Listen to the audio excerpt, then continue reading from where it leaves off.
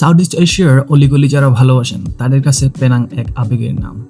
আমি ব্যাংকক থেকে চলে যাই মালয়েশিয়া কুয়ালালামপুর থেকে এক রাত্রি যাপনের পরে আমি চলে যাই হচ্ছে এই মালয়েশিয়ার এই সুন্দর দ্বীপে, যার নাম হচ্ছে পেনাং। পেনাং মানেই ইতিহাস, সংস্কৃতি আর অবশ্যই নানা রকম খাবারের সমাহার। আজকের ভিডিওতে আমি আপনাদের দেখাবো পেনাংয়ের প্রথম দিনটা আমি কিভাবে কাটালাম। চলুন শুরু করা যাক।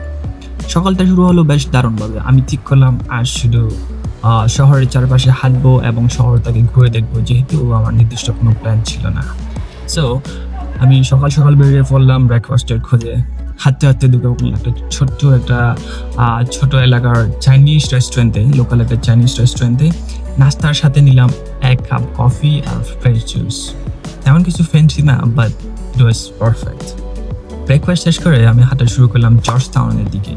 এই শহরটি ইউনেস্কো ওয়ার্ল্ড হেরিটেজ সাইটের অন্তর্ভুক্ত। এখানকার রাস্তাগুলো যেন টাইম মেশিনে করে আপনাকে 100 বছরের পেছনে নিয়ে যাবে। 1776 সালে ব্রিটিশদের হাত ধরে এই শহরের পত্তন।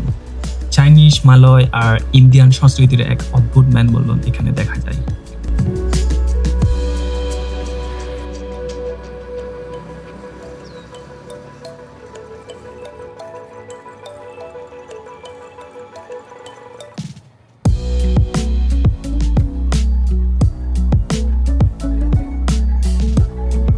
হাঁটতে হাঁটতে পৌঁছে গেলাম বিখ্যাত আর্মেনিয়ান স্ট্রিট।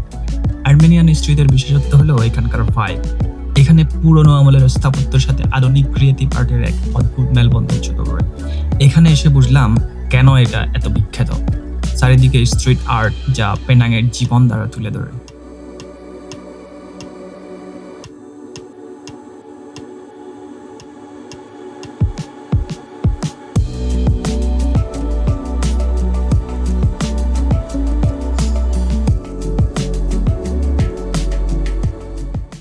রাস্তা জুড়ে সুবেনির শপ, হাতের কাজ, পোস্ট কার্ড, লোকাল আর্ট। একটু সামনেই বিখ্যাত পেনাং স্ট্রিট আর্ট। সেই বিখ্যাত সাইকেল চালানো 2 শিশুর মোরাল থেকে শুরু করে অসংখ্য ক্রিয়েটিভ আর্ট ছড়িয়ে আছে দেয়ালে দেয়ালে। বিকেলের দিকে রওনা দিলাম ঘূর্ণিবে।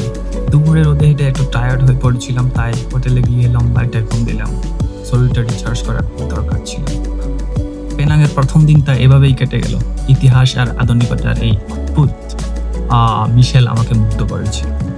পরের ভিডিওতে দেখাবো পেনাংয়ের আরো কিছু টুরিস্ট স্পট, জেডিঘাট, পেনাং হিল ইত্যাদি। ভিডিওটি ভালো লেগে থাকলে অবশ্যই সাবস্ক্রাইব করতে ভুলবেন না।